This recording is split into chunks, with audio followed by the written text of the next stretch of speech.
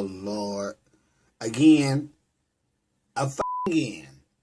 Nothing new, nothing changed, same old shit. What's going on, everybody? Hope you guys are doing well. Welcome back to the channel. My name is Siraj and this is Red in the Head, or should I say dead in the head. Are you serious? Absolutely ridiculous that we come away with only a point from Villa Park. Well, Aston Villa 2, Liverpool 2, and you know what? If you watch that game to the end and you watch that last chance that Villa had, that final seconds, I just saw Everton fucking flashbacks before my eyes. And I was like, no, God, the longer that game went on. So, you know, at the end, I'm kind of happy that we came away with the result, but I'm telling you, for 94 and a half fucking minutes, I couldn't understand why we could not put this game to bed. Look, it's starting to become a little bit of an annoying pattern. Look, I'm under an annoying pattern where we're just kind of, you know, giving points away, you know, and it's not like we need to give anybody else in this title race any kind of like hope, but that's what we're doing. We're slowly leaving the crack open so that the squatters can come into your house. No, Liverpool. But you know what? That's why you have a points lead. And you know what? Liverpool is 8 points ahead of Arsenal. Obviously, Arsenal is going to play West Ham this weekend. They're definitely going to win, which is going to bring us back to 5. Which makes the Man City game even more and more important. Look, if we had won yesterday, which I think we on the balance of the game, probably we shaded it. In the end, we probably got what we wanted, what we needed from it, a point. And you know what? We're gonna get to that, and it's all about momentum and all that kind of stuff. But we certainly didn't do ourselves any favors in the last 3 games. You know, 9 points up for grabs, and we only got 5. So there's definitely things that we are doing that we're not really helping ourselves.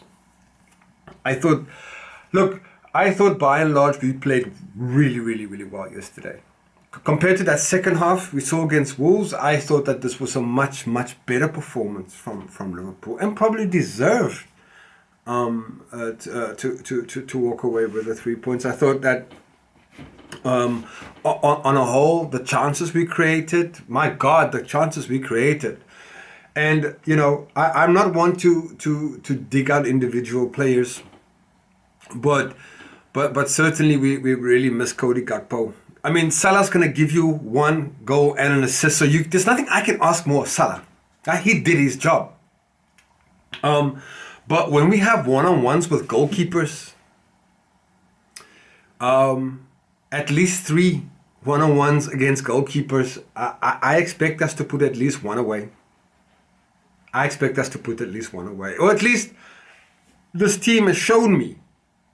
So that's why I have the expectation. This team has showed me this season that they can, in the clutch moments, they can go away. But we're going through a little bit of a struggle, but you know, the most important thing is that we just keep on digging, we keep on trying, we keep on pushing. Turn losses into draws, and turn draws into wins wherever you can. Yeah.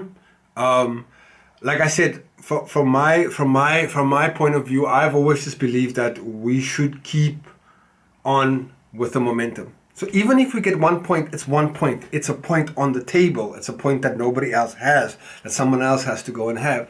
So that's all we can really do. And we as a fan base, obviously, I don't know how you guys feel, but you know that PTSD is coming back. You know what I mean, right? That PTSD of the last 2-3 seasons, where you know we had gotten into commanding leads. And really good leads, only to run out of steam. I don't think that this team is like that team from last season. I don't think they will run out of steam per se, but honest to God, tell me you didn't think you were looking at the bench going like, wow, who can we bring on, right? Who can we kind of give a little bit of a break? Because some people look just leggy and tired. Like I said, over the weekend against Wolves, so it looks like that second half they came out like they've eaten like a kilogram of steak and a half a kilo of mashed potato and gravy. But that wasn't the case this week. This time, I think the boys really upped the game. So we got a lovely goal by Mr. Mo Salah, and a fantastic goal by Trent Alexander-Arnold. Look, I don't know if I feel more gutted that we didn't score the goals that we had, or the chances that we conceded. That set piece, man. That set piece was completely unnecessary. That goal from that set piece, because one thing we should be able to control, and if you're playing against Aston Villa, a team like Aston Villa, a team that plays football. Look, Aston Villa is not a low block team. Aston Villa comes out and plays with you, but if you are going to go up against set pieces, then you got to do better than that, man. Again, the ball at the back base, the second ball, the same as with Everton, the second ball, and they score. Luckily for us this time around, we could come back with a beautifully taken Trent Alexander-Arnold goal, which I must also say, just when Trent was taken off, I was a bit surprised. Look, I can understand why you would have these premeditated kind of like, look, Trent is going to get 60 minutes because he's got to play against. I understand all of that, but when you're watching the game and you're feeling the momentum is with him, you're feeling that Trent is building up a bit of steam, and he's in that mood to make shit happen, to score another goal, to create another assist. Because the thing is, like, let's be real, he was one of our more potent creative outlets in yesterday's game. So I can understand you're a coach, you want to protect him, and look, bringing on Conor Bradley is not a drop down. Let's be real. It was just when he had the momentum kind of like taking him off, I felt a little bit maybe there was a missed opportunity there. Look, though, I can understand Slot and the coaching teams thinking behind it, but this was a very important game. Certainly a game not to lose, and we did that. But we have to go again now, right? Now we're up against a resurgent Man City, a Man City who is looking to put things right after their disappointing Champions League campaign. They were obviously knocked out by Real Madrid last night. So they will want to set things right. So we are going to the Etihad with so much pressure on us, right? I said to myself, look, this month of February, December was season defining, right? November, December was February. We got so many games that we've got to play. So up next we've got Man City, and then we've got Newcastle. Yeah.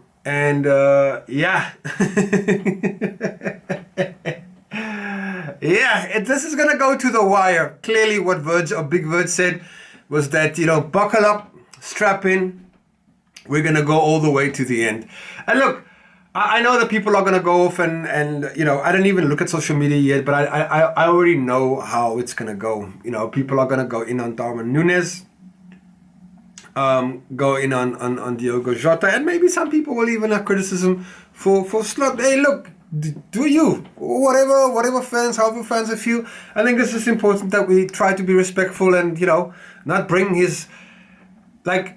I'm sure that after last night's game, Darwin Núñez wouldn't have gone to bed because he wouldn't have slept easily. Let me put it that way, because that was an open goal, to be honest. And the frustrating thing for us always with Darwin is the minute he gets a chance to think, it's like what are you gonna do? It's like when he's on instinct, but. I'm here for the guy till however long he's a Liverpool player, right? But he's got to do better than that, man. I've not, I don't necessarily backed him, but I've supported him. But he's got to do better with that. With that chances that he had, I mean, the one-on-one with Martinez, where Martinez is out of the box, it was such a beautiful ball by Conor Bradley. Oh, the ball by him. And I'm just thinking, just kick the ball on the inside of the goalie. He can't use his hands. You kick it to the left or the right of Martinez. He's nowhere. He fouls you. It's a red card. There you go. But I don't know what Darwin Núñez is thinking, going straight. And he literally, Martinez's momentum is taking here. Darwin Núñez wants to go there instead of just going this way. But you know what? This is why they get paid the big bucks, and I'm just a supporter, and I just make stupid videos on YouTube that, you know, it's not going to make a lick of difference. But what can you do? Disappointing as it is what it is, and we just have to kind of dust ourselves off and go on to the next one. This is February is going to be a tough month. But you know what? We've got a bit of a buffer. We can afford to drop a couple of points here and there, but I think after this, there's going to be very little margin for error. So, you know what? If you need to get us out of your fucking system, Liverpool, get that bozo gene thing, you know, running through your veins, just kind of like let it pass to your liver system and not your piss or your shit. All right? Let's get that out. It's done now. Now I'm expecting much better from them. But I'm not asking for, like I said, I'm not asking for brilliant performances. Just get over the damn line. That's all we do. And then we go again. All right. Listen, Reds, thanks for watching. It's been a pleasure once again. Do me a favor, hit the like, subscribe, share, all that lovely stuff for the algorithm to help the channel grow. But the only thing that I want to see fucking grow is that lead over Arsenal. Anyways, missed opportunity. Let's hope we can get back on the horse again. This weekend's against Man City. It's going to be a massive one. Until then.